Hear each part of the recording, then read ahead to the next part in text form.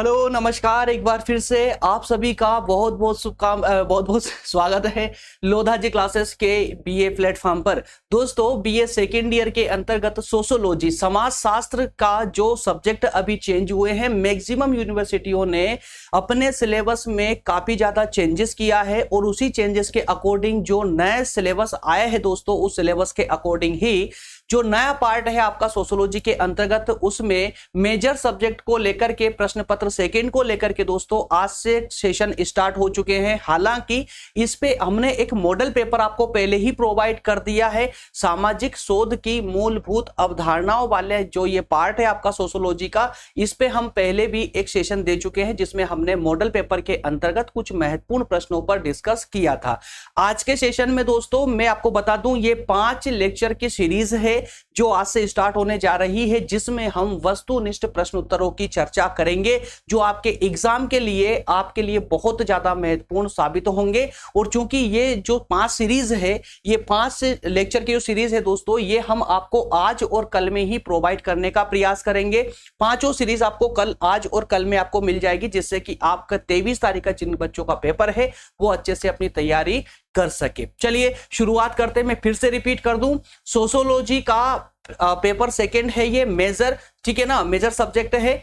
सामाजिक शोध की मूलभूत अवधारणाएं, जो कि जो यूनिवर्सिटियों में जो परिवर्तन हुआ है, जो चेंजेस हुए हैं दोस्तों सिलेबस में, उसके अकॉर्डिंग है। और न्यू एजुकेशन पॉलिसी के अकॉर्डिंग तो है, ये आप सभी जानते हैं, ठीक है ना, क्योंकि नया सब्जेक्ट है तो न्यू एजुकेशन पॉलिसी के अकॉर्डिंग ही होगा।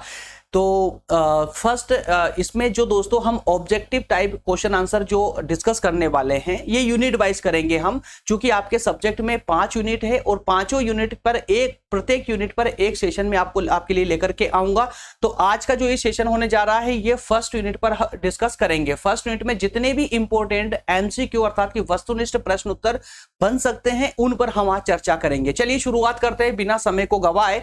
दोस्तों में एक नजर आप इस पर भी डाल लीजिए, यहां पर भी देख लीजिए, ताकि आपको स्टार्टिंग में ही पता चले कि जो 5 लेक्चर वाली सीरीज है ना, जो 5 लेक्चर का जो ये पैक है, इस पैक में आपको क्या क्या मिलने वाला है, कब कब और कितना कितना मिलेगा। देखिए दोस्तों, सामाजिक शोध एवं सर्वेक्षण, ये प्रथम इकाई है। प्रथम इकाई का नाम है, फर्स्ट यूनिट का नाम है आपका सामाजिक शोध एवं सर्वेक्षण। तो आज का जो सेशन होने वाला है, ये सामाजिक शोध और सर्वेक्षण पर आधारित जितने भी प्रश्न उत्तर हो सकते हैं एमसीक्यू फॉर्मेट वाले, उस पर हम डिस्कस करेंगे, ठीक है ना। अच्छा, ये और देख लीजिए कि पांचों यूनिट में आपको कितने कितने प्रश्न पढ़ना है। फर्स्ट यूनिट में आपको लगभग 29 एक दो ऊपर नीचे हो सकते हैं, लगभग 29 एमसीक्यू क्वेश्चन आंसर लगाने हैं। सेकेंड यूनिट में आपको मात्र 16 क्वेश्चनों पर फोकस करना है। थर्ड यूनिट में 20, फोर्थ यूनिट में 11 और फिफ्थ यूनिट में 21 क्वेश्चन आंसरों पर आपको डिस्कस करना है, ठीक है ना।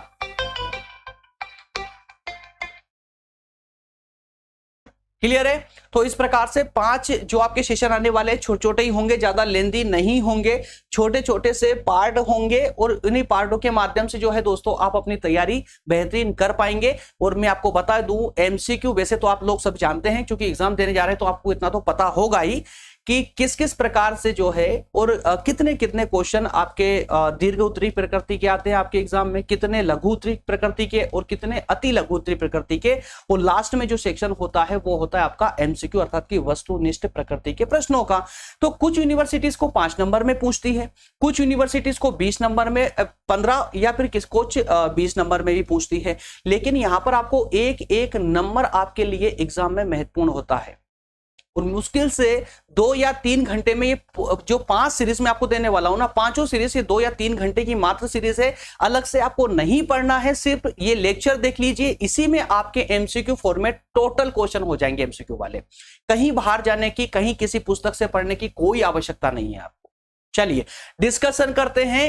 हिंदी और इंग्लिश दोनों में अवेलेबल है दोस्तों, दोनों में अवेलेबल है। ये देखिए ओपन करके दिखा देता हूं आपको, दोनों प्रकार के हैं, हिंदी मीडियम वाले और इंग्लिश मीडियम वाले, दोनों स्टूडेंट इससे प्रिपरेशन कर सकते हैं। आइए पहला क्वेश्चन लेते हैं। पहला प्रश्न है कि भारत में जनजातियों के संबंध में सामाजिक शोध सोशल रिसर्च कार्य की शुरुआत हुई थी, कब से हुई थी, है ना, ये पूछा गया है। तो in India in the regard of tribes the social research work start in वैदिक पीरियड से हुई, इंडिपेंडेंट इंडिया में, ब्रिटिश पीरियड में या नेवर स्टार्टेड। दोस्तों ऑप्शन ऊपर नीचे हो सकते हैं, इसलिए कंफ्यूज मत होइएगा, ठीक है ना, ऑप्शन ऊपर नीचे हो सकते हैं। तो दोस्तों इसका ऑप्शन करेक्ट हो जाएगा ब्रिटिश काल में, क्योंकि भारत में जनजातियों के संबंध में जो सामाजिक शोध अर्थात की सोशल रिसर्च का कार्य जो प्रारंभ हुआ था ना, वो ब्रिटिश काल से प्रारंभ हुआ है ना, ब्रिटिश काल से प्रारंभ हुआ। इसलिए इंग्लिश में यहां देखेंगे आप तो ये ऑप्शन बी थोड़ा नीचे आ गया है, सी ऊपर चला गया है, ठीक है ना, सी को थोड़ी ज्यादा जल्दी थी इस कारण से वो ऊपर चला गया है। तो बी इसका ऑप्शन करेक्ट हो जाएगा ब्रिटिश पीरियड में। Is it clear? चलिए अगला प्रश्न है वर्तमान में भारत में सामाजिक शोध के क्षेत्र का हुआ है, क्या हुआ है, विस्तार हुआ है, कमी आई है, सामान्य स्थिति है, या फिर कोई जानकारी नहीं मिली है। तो in the present time the field of social research work has expanded, बड़ा है, एक्सपांड हुआ है, या फिर नॉर्मलिटी है मतलब कमी आई है, माफ कीजिएगा, नॉर्मलिटी मतलब कि सामान्य स्थिति बनी हुई है, या फिर कम राइट थिंकिंग मतलब कि कमी आई है, या फिर नो नॉलेज कोई जानकारी या कोई तथ्य नहीं है। तो दोस्तों इसका ऑप्शन ए करेक्ट हो जाएगा, ऑप्शन ए करेक्ट हो जाएगा, एक्सपैंड हुआ है। क्या हुआ? एक्सपैंड हुआ। सोशल रिसर्च का जो क्षेत्र है वो एक्सपैंड हुआ है, ठीक है ना, वर्तमान में, क्योंकि इसकी शुरुआत ब्रिटिश काल से ही मानी जाती है इसकी भी, ठीक है ना। सोशल रिसर्च की शुरुआत, एक्चुअल जो शुरुआत होती है ना, जो स्टार्टिंग पीरियड था वो ब्रिटिश पीरियड ही था। तो ब्रिटिश पीरियड से लेकर आज तक वर्तमान भारत की अगर हम बात करें तो इसका विस्तार हुआ है। अगला प्रश्न लेंगे। अगला प्रश्न है भारत में सामाजिक शोध का कार्य हो रहा है, किस किस के द्वारा हो रहा है? ऑप्शन 4 ऑप्शन है, संस्कारी संस्था, सरकारी संस्था, निजी संस्था, विश्वविद्यालय के माध्यम से, इन सभी के माध्यम से। तो in India social research work is being done by government organisation, या फिर प्राइवेट ऑर्गेनाइजेशन, ये सब इंस्टीट्यूट है, या फिर यूनिवर्सिटीज के द्वारा, या फिर ऑल ऑफ द एबव, या सभी के द्वारा। तो जी हां, ऑप्शन डी करेक्ट हो जाएगा, गवर्नमेंट ऑर्गेनाइजेशन, प्राइवेट ऑर्गेनाइजेशन और यूनिवर्सिटीज, इस सभी इस कार्य में शामिल है, सोशल रिसर्च में शामिल है, अर्थात कि सोशल रिसर्च का कार्य, सामाजिक शोध का कार्य ये तीनों संस्थाएं कर रही है, इसलिए ऑप्शन डी करेक्ट हो जाएगा। अगला प्रश्न है, हमें सामाजिक घटनाओं का अध्ययन अवलोकन द्वारा नहीं बल्कि तर्क के आधार पर करना चाहिए। क्या कहा गया है कि सामाजिक शोध अर्थात की जो सोशल रिसर्च का जो हमारा वर्क है ना, ये अवलोकन के द्वारा नहीं बल्कि तर्क के आधार पर। किसके द्वारा दोस्तों? ऑब्जर्वेशन के द्वारा नहीं बल्कि लॉजिक के आधार पर हमें इसका सोशल रिसर्च या सोशल इवेंट का कार्य करना चाहिए। ये किसने कहा था? किसका जो है ये कमेंट थी, किसका स्टेटमेंट था? तो 4 ऑप्शन है, फरफे साहब का, वेबर, परेटो, या फिर वाटसन्स का। तो इसका दोस्तों ऑप्शन सा करेक्ट हो जाएगा, ऑप्शन सी करेक्ट हो जाएगा, परेटो। क्लियर है? तो ये जो स्टेटमेंट है ये परेटो साहब ने दिया था, ऑप्शन सी करेक्ट हो जाएगा। अगला प्रश्न लेंगे, सामाजिक घटनाओं के अध्ययन को हम अधिक से अधिक तार्किक बनाकर वैज्ञानिक बना सकते हैं। क्या कहा गया है कि सामाजिक घटनाओं के अध्ययन को, जो हम सामाजिक घटनाओं का अध्ययन कर रहे हैं, समाज को जानने के लिए, समाज के प्रत्येक पक्ष से रूबरू होने के लिए जिन सामाजिक घटनाओं का हम अध्ययन करते हैं, उनको तार्किक बना करके, अधिक से अधिक तार्किक बनाकर हम उसको वैज्ञानिक बना सकते हैं। तो ये तर्क किसने दिया था? पार्सन्स ने, वेबर ने, मर्टन ने, या गोल्डर ने? इंग्लिश में देख लीजिए, we can make the social events scientific. क्या कहा गया है? We can make social event scientific. सामाजिक शोध को हम वैज्ञानिक बना सकते हैं मोर एंड मोर लॉजिक के द्वारा, मैक्सिमम अधिक से अधिक लॉजिक फैक्ट का इस्तेमाल करके। किसने कहा था ये? पार्सन्स, वेबर या मर्टन? 4 ऑप्शन है दोस्तों, इसका ऑप्शन करेक्ट हो जाएगा गोल्डनर साहब के द्वारा। किसने कहा था? गोल्डनर साहब ने कहा था, ये दिया था ये स्टेटमेंट। अगला प्रश्न है, वैज्ञानिक पद्धति के अभाव में हम अध्ययन नहीं कर सकते। किसका? समाज का, वस्तु का, शहरों का, या व्यक्ति का? तो in the absence of scientific method. क्या कहा गया है? In the absence of scientific method, scientific method के अभाव में या उसके नहीं होने पर वी कांट स्टडी ऑफ, किसकी स्टडी हम नहीं कर सकते, किसका अध्ययन नहीं कर सकते? सोसाइटी का, या फिर एब्स्टेंट अर्थात की थिंग का, वस्तु का अर्थात सिटी का, या फिर पर्सन का? तो इसका ऑप्शन ए करेक्ट हो जाएगा, ऑप्शन ए करेक्ट हो जाएगा। सोसाइटी का अर्थात कि समाज का हम अध्ययन नहीं कर सकते, किसके अभाव में? वैज्ञानिक पद्धति के अभाव में। इसका मतलब क्या हुआ? अगर हम समाज का अध्ययन करना चाहते हैं तो हमारे पास जो सिद्धांत है, जो थ्योरीज है, वो थ्योरीज जो है विज्ञान पर आधारित होना आवश्यक है। वैज्ञानिक तथ्य होना चाहिए हमारे पास, वैज्ञानिक पद्धति होना चाहिए, साइंटिफिक मेथड होना चाहिए। Is it clear? Okay, next question है सर्वप्रथम उपकल्पना बनाकर, क्या कहा गया है? सर्वप्रथम उपकल्पना बनाकर तथ्यों के निरीक्षण, वर्गीकरण और सामान्यकरण की बात किसने कही थी? चार ऑप्शन, वेबर, यंग, लुनबर्ग और मर्टन। तो who told about the first of all by pre imagination, क्या कहा गया है? Imagination of the observation of fact, classification and generalisation. Option, चार ऑप्शन है, वेबर, यंग, लुनबर्ग, मर्टन। इसका ऑप्शन जो है दोस्तों सा करेक्ट हो जाएगा लुनबर्ग। क्लियर है? लुनबर्ग सी करेक्ट हो जाएगा।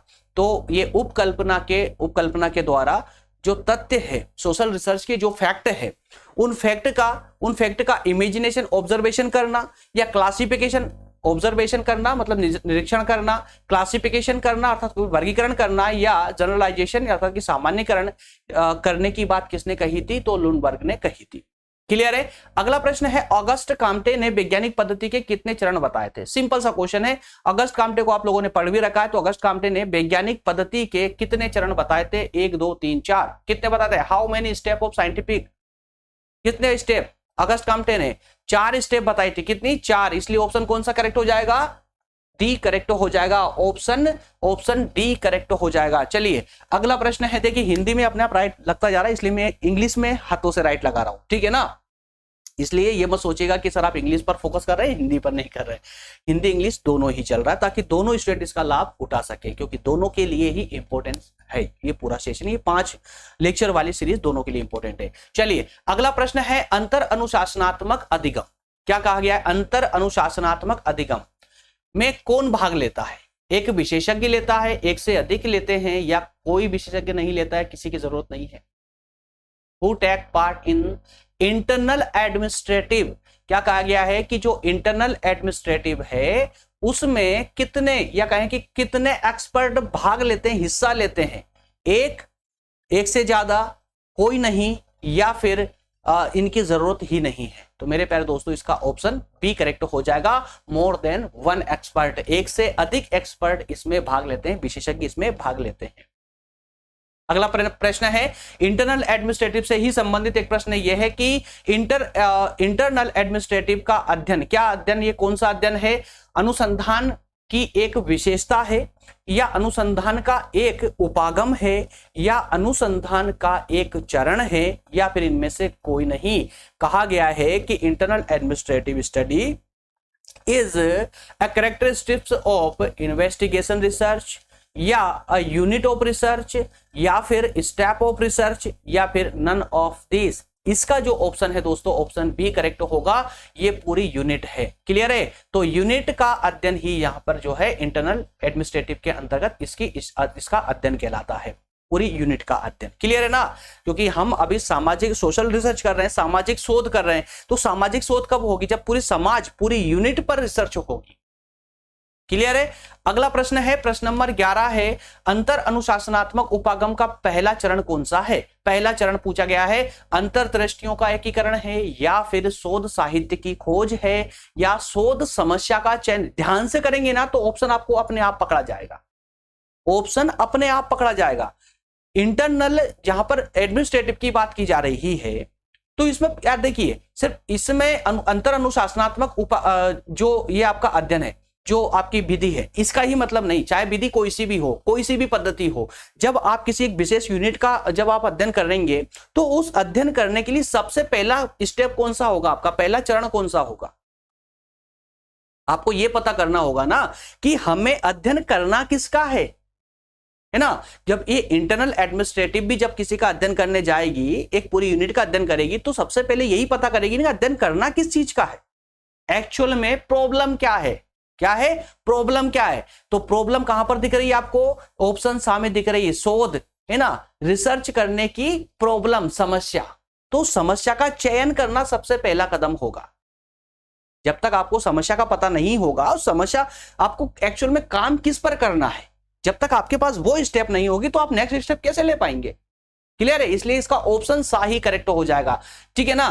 तो यूनिफिकेशन ऑफ इंसाइट, या फिर डिस्कवरी ऑफ रिसर्च लिटरेचर, या selection of research problem, selection of research problem. ठीक है ना, ऑप्शन सी करेक्ट होगा इसका, ऑप्शन सी करेक्ट होगा।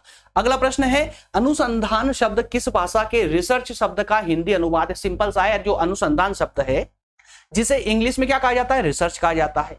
तो ये हमको पता है कि अनुसंधान शब्द रिसर्च का हिंदी अनुवाद है या ट्रांसलेशन है।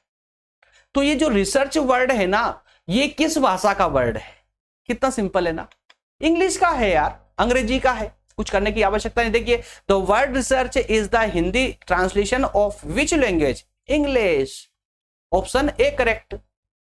अगला प्रश्न है पीवी यंग ने सामाजिक अनुसंधान के कितने उद्देश्य बताए? पीवी यंग साहब ने सामाजिक अनुसंधान के कितने उद्देश्य बताए हैं?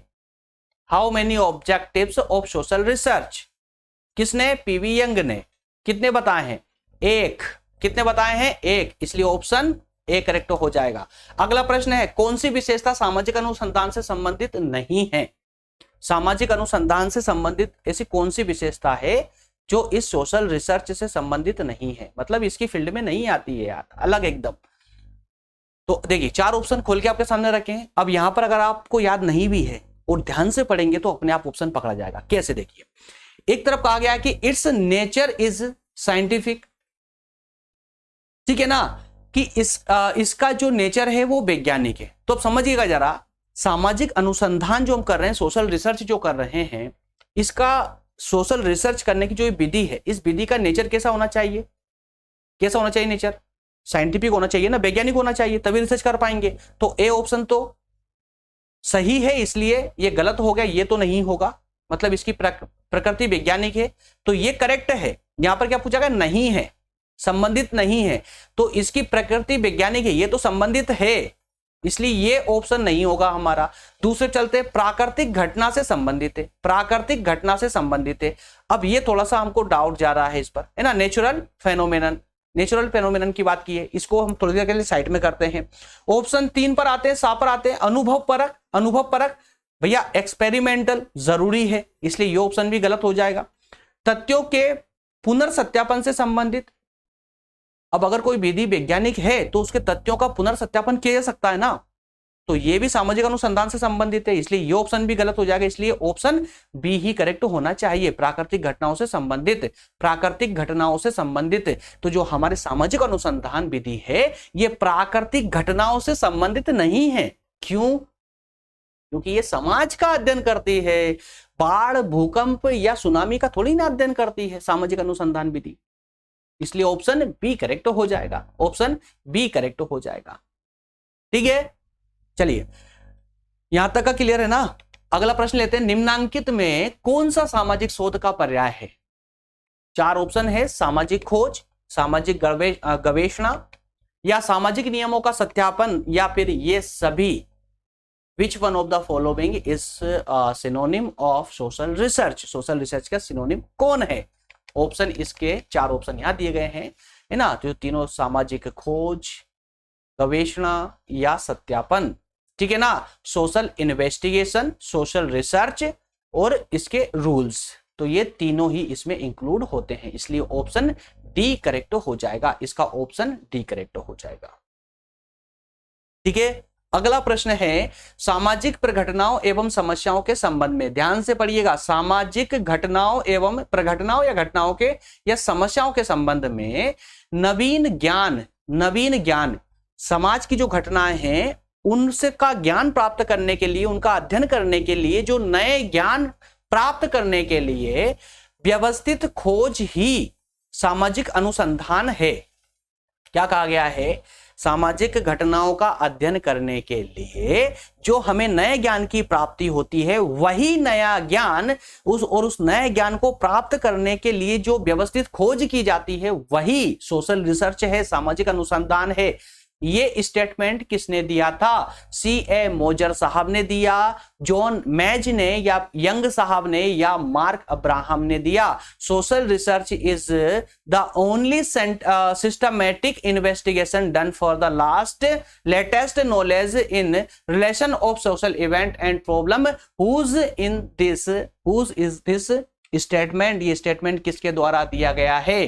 तो इसका ऑप्शन ए करेक्ट हो जाएगा, ऑप्शन ए करेक्ट हो जाएगा, इसका ऑप्शन ए करेक्ट हो जाएगा, सीए मेजर साहब के द्वारा। दोस्तों हिंदी इंग्लिश ट्रांसलेशन में थोड़ा सा ना अवेयर रहे आप लोग। देखिए जब यहाँ पर इंग्लिश में आप पढ़ पा रहे हैं सीए मेजर साहब, मेजर है ना, मेजर, और हिंदी में मोजर लिखा हुआ, गलत कुछ भी नहीं होगा, गलत नहीं होगा। ये ब्रिटिश और अमेरिकन, ये इंग्लिश का फर्क है और कुछ भी नहीं है। आप मेजर भी बोल सकते हैं, सीए मेजर साहब, या सीए मोजर साहब भी बोल सकते हैं, मेजोर साहब भी बोल सकते हैं, मेजोर, ठीक है ना, मेजोर भी बोल सकते हैं। ये आप पर डिपेंड करता है कि आप इंग्लिश का प्रोनाउंसिएशन कैसे करते हैं, ये आप पर डिपेंड करता है। चलिए इस ऑप्शन ए करेक्ट हो जाएगा, ऑप्शन पर फोकस कीजिएगा। अगला प्रश्न है, नेक्स्ट है साहचर्य, मतलब कि एक साथ रहने की जो भावना होती है उसको हम साहचर्य बोलते हैं। क्या बोलते हैं? साहचर्य। साहचर्य में अर्थात एक साथ रहने वाले लोगों के जीवन में क्रियाशील अंतर्निहित प्रक्रियाओं की खोज ही सामाजिक अनुसंधान है।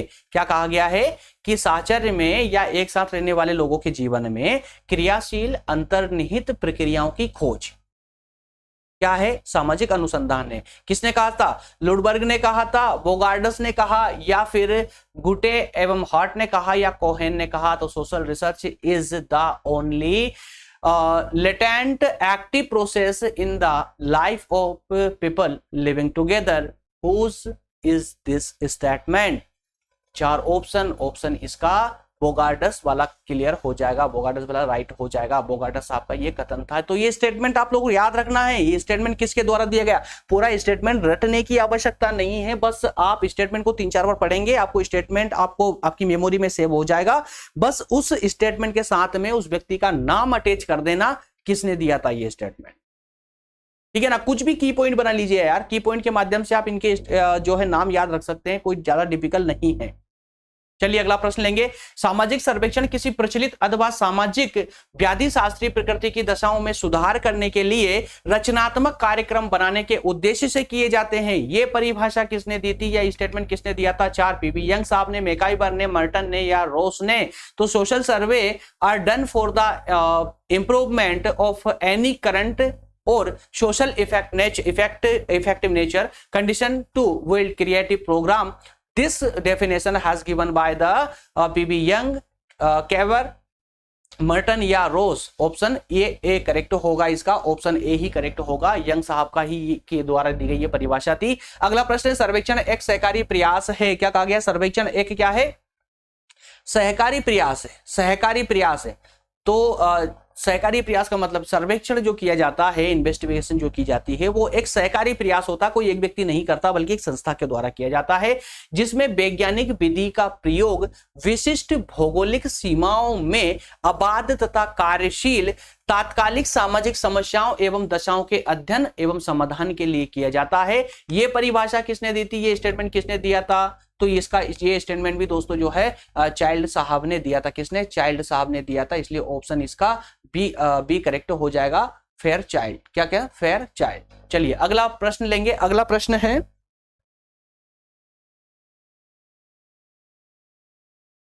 ओके अगला प्रश्न है, एक समुदाय का सर्वेक्षण सामाजिक विकास की एक रचनात्मक योजना प्रस्तुत करने के उद्देश्य से किया गया। क्या कहा गया है? एक समुदाय का सर्वेक्षण, देखिए समुदाय का सर्वेक्षण जो किया जाता है ना, सामाजिक विकास की रचनात्मक योजना प्रस्तुत करने के उद्देश्य से किया गया। समाज का विकास करने के लिए या समाज में सुधार करने के लिए अगर किसी योजना को लेकर आना है तो क्या डायरेक्टली योजना ला दी जाती है या फिर पहले सर्वे किया जाता है? तो आप बोलेंगे सर्वे किया जाता है। किसका सर्वे करेंगे? पूरी समाज का सर्वे करेंगे? नहीं, बल्कि उस समाज से रिलेटेड एक समुदाय का सर्वे करेंगे। तो ये जो स्टेटमेंट है यही तो बोल रहा है कि एक समुदाय का सर्वेक्षण जो है समाज के विकास से संबंधित योजनाओं को प्रस्तुत करने के उद्देश्य से किया जाता है ना। उनकी आवश्यकताओं को देखा जाता है, उनकी दशाओं को देखा जाता है, इस आधार पर और वैज्ञानिक अध्ययन किया जाता है। किसका कथन था? यंग साहब का, चाइल्ड साहब का, वर्गेस का या पी केलॉग का? The survey of any community is the scientific study of social development. It is done to present a creative planning motive. क्या उद्देश्य, किस उद्देश्य से? तो who is the, ये स्टेटमेंट जो था ये whose is whose is this statement, किसका स्टेटमेंट है दोस्तों? इसका ऑप्शन जो है सा करेक्ट हो जाएगा, अर्थात सी करेक्ट हो जाएगा। बर्गेस साहब ने जो है ये स्टेटमेंट दिया था। किसने? बर्गेस साहब का ये स्टेटमेंट था। ठीक है ना। अगला प्रश्न देखिए, अगला प्रश्न है संक्षेप में सर्वेक्षण। क्या कहा गया है? संक्षेप में सर्वेक्षण, शॉर्ट में सर्वे, है ना। संक्षेप में जो सर्वेक्षण होता है, संक्षेप में सर्वेक्षण किसी सामाजिक स्थिति अथवा समस्या अथवा जनसंख्या के परिभाषित उद्देश्यों के लिए वैज्ञानिक तथा व्यवस्थित रूप में विश्लेषण की एक पद्धति है। ये स्टेटमेंट किसके द्वारा दिया गया है? मोर्स, मैकाइवर, मर्टन या रोस के द्वारा।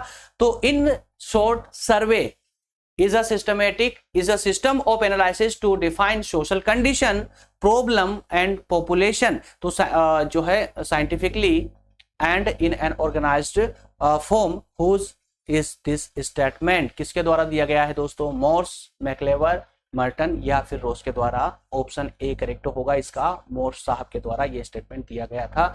अगला प्रश्न है सामाजिक सर्वेक्षण प्रायः लोगों के एक समूह की रचना, क्रियाकलापों तथा रहन सहन की दशाओं के संबंध में एक जांच पड़ताल है। क्या कहा गया? जो सामाजिक सर्वेक्षण है, सोशल जो रिसर्च होती है, ये एक समूह की रचनात्मक जो क्रियाकलाप होते हैं, जो कार्य करते हैं, वो उनके जो कामकाज होते हैं या उनका रहन सहन होता है, उनकी दशाओं के संबंध में एक जांच पड़ताल होती है। ये किसने कहा था? तो सिन पाओ यंग ने, मर्टन, मैकाइवर या रोस ने? किसने कहा था दोस्तों? ये सिन पाओ यंग ने कहा था, इसलिए इसका ऑप्शन ए करेक्ट हो जाएगा, यंग। क्लियर है। अगला प्रश्न है, अगला उपकल्पनाओं को किस विद्वान ने तथ्यों व सिद्धांतों के बीच की एक कड़ी माना, एक लिंक माना है? किसको?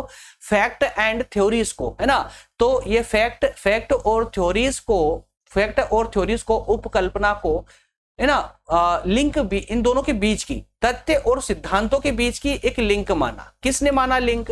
किसने माना? वो पूछा गया है कि पीएच मन्न साहब ने दिया था ये जो है ये स्टेटमेंट, या गुटेन हॉट ने, मैकाइवर ने या बोगार्डस ने?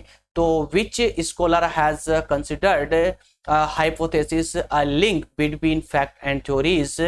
पीएच मन या मैक्लेवर या गुडे एंड हॉट या फिर बोगार्डस? इसका ऑप्शन ए करेक्ट होगा, पीएच मन के द्वारा ये कहा गया था। गुडे एंड हॉट ने उपकल्पना के कितने प्रकार बताए हैं? सिंपल सा शॉर्ट प्रश्न है, 2 3 4 5 कितने? How many type of hypothesis have been told by the, मतलब कितने टाइप का ये हाइपोथेसिस होता है? सिंपल सा कितने टाइप का होता है? उसका ऑप्शन सी करेक्ट होगा, 4 प्रकार का बताया है। गुडे एंड हॉट ने जो है हाइपोथेसिस के 4 प्रकार बताए थे। कितने? 4 प्रकार बताए थे। चलिए अगला प्रश्न लेंगे। एक उपकल्पना एक काम चलाओ सामान्यकरण है। क्या कहा गया है? एक उपकल्पना जो होती है एक काम चलाओ सामान्यकरण है जिसकी सत्यता की परीक्षा अभी बाकी है। ये किसने कहा था? लुनबर्ग ने कहा था, मैकाइवर ने, पीवी यंग ने या बोगार्डस ने? तो a hypothesis is a workable generalisation, the verification of its still remains। Whose is this statement? Lundberg, MacIver, PV Young और बोगार्डस? ऑप्शन ए करेक्ट होगा, लुनबर्ग के द्वारा ये स्टेटमेंट दिया गया था।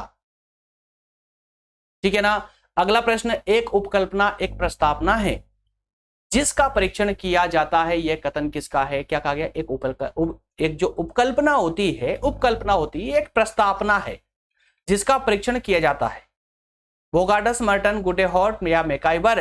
Hypothesis is a proposal. क्या कहा गया है? हाइपोथेसिस जो है और कुछ नहीं बल्कि एक प्रपोजल है विच इज टेस्टेड, जिसकी जांच करना अभी या कहें कि इसका जो है परीक्षण किया जाता है ना। तो किसने कहा था ये किसने कहा था? इसका ऑप्शन ए ही करेक्ट होगा, बोगार्डस साहब का ही ये कथन था। बोगार्डस साहब का ही ये कथन था। ऑप्शन ए करेक्ट होगा। यहां तक कोई कंफ्यूजन दोस्तों? यहां तक कोई समस्या बताइए, क्योंकि अब अंतिम पड़ाव तक की ओर मूव कर चुके हैं, अंतिम पड़ाव पर आ चुके हैं। 2-3 प्रश्न मात्र और बचे हुए हैं बस। ठीक है ना। चलिए नेक्स्ट प्रश्न है, निम्न में से कौन सा शासकीय शोध एवं सर्वेक्षण संस्थान है? शासकीय शोध एवं सर्वेक्षण संस्थान मतलब सरकारी संस्था कौन कौन सी है यार? भारतीय कृषि संस्थान, नेशनल सैंपल सर्वे निदेशालय या फिर विश्वविद्यालय अनुदान आयोग? सभी है यार। उक्त ऑप्शन द करेक्ट हो जाएगा इसका, इसमें ज्यादा कुछ करने की आवश्यकता नहीं है। ठीक है ना। अगला प्रश्न, निम्न में कौन सी संस्था सामाजिक शोध एवं सर्वेक्षण पर कार्य करती है? कौन कौन सी संस्था है जो सोशल रिसर्च पर कार्य कर रही है? तो from the following which organisations या institutes act one research and survey, Indian communal development institute, या फिर कहें कि टोटल सोशल साइंस इंस्टीट्यूट, या फिर Delhi school of social work, या फिर ऑल ऑफ द अबव। तो यहाँ पर दोस्तों ऑप्शन डी ही करेक्ट होगा, ऑप्शन डी करेक्ट होगा। जो तीनों संस्थाओं का नाम दिया गया है, तीनों संस्थाएं इसका कार्य करती है। नेक्स्ट एंड लास्ट प्रश्न, सामाजिक अनुसंधान का नवीन आयाम है। सामाजिक अनुसंधान का, सोशल रिसर्च का नया आयाम क्या है? बताइए। न्यू डायमेंशन क्या है? Use of the computer in social research, सामाजिक अनुसंधान में कंप्यूटर का प्रयोग करना, या research in the field of education, शिक्षा के क्षेत्र में अनुसंधान करना, या फिर research in the field of health, या स्वास्थ्य के क्षेत्र में कार्य करना, अनुसंधान करना, या उपरोक्त सभी, all of the above. Clear है? इस प्रकार से दोस्तों हमारा आज का सेशन अर्थात कि सामाजिक शोध की जो अवधारणा वाली सीरीज है, इसकी फर्स्ट यूनिट के सभी एमसीक्यूज पर हमने डिस्कस किया है। नेक्स्ट पार्ट में हम बात करेंगे सेकेंड यूनिट का, और इसी प्रकार से आज और कल में आपको पांचों यूनिट पर 5 लेक्चर का ये पूरा कंप्लीट जो आपका पैक बनाया गया है, ये पूरा आपको मिल जाएगा, आज और कल में कंप्लीट हो जाएगा। ठीक है ना दोस्तों। मैं अब आपको बता दूं, अगर आपको पीडीएफ डाउनलोड करनी ना, इसकी डिस्क्रिप्शन में जाकर के आप आसानी से इसकी पीडीएफ डाउनलोड कर सकते हैं, सिर्फ आज के सेशन की। लेकिन अगर आपको कंप्लीट पीडीएफ एक ही जगह चाहिए तो फिर आपको यहाँ हमारे टेलीग्राम ग्रुप पर आना होगा। टेलीग्राम ग्रुप पर आएंगे तो यहाँ पर आपको सभी नोट्स दोस्तों एक ही प्लेटफॉर्म पर, एक ही स्थान पर सभी नोट्स आपको आसानी से मिल जाते हैं। और आपको सभी स्टूडेंट्स को ये तो अच्छे से जानते ही हैं, सबको पता है कि हमारे द्वारा कंप्लीट बीए इसी YouTube प्लेटफॉर्म पर ही पूरी तरह से निःशुल्क रूप से हम आपको प्रोवाइड कर रहे हैं, नोट्स के साथ में, चाहे बीए फर्स्ट ईयर हो, सेकेंड हो या थर्ड ईयर हो, जिसका अधिकतम लाभ आप एमए वाले स्टूडेंट भी उठा सकते हैं। जहां हम फाउंडेशन कोर्स को लेकर के आ रहे हैं, बीए फर्स्ट, सेकंड और थर्ड ईयर का, उसके माध्यम से सिर्फ बीए ही नहीं, उसका लाभ बीए के साथ साथ में बीकॉम वाले स्टूडेंट, बीएससी वाले स्टूडेंट, बीबीए वाले स्टूडेंट या बीए एलएलबी वाले स्टूडेंट भी समान रूप से उसका लाभ उठा सकते हैं। चलिए मिलेंगे अगले सेशन में दोस्तों, तब तक आप सभी का बहुत बहुत धन्यवाद। Thank you.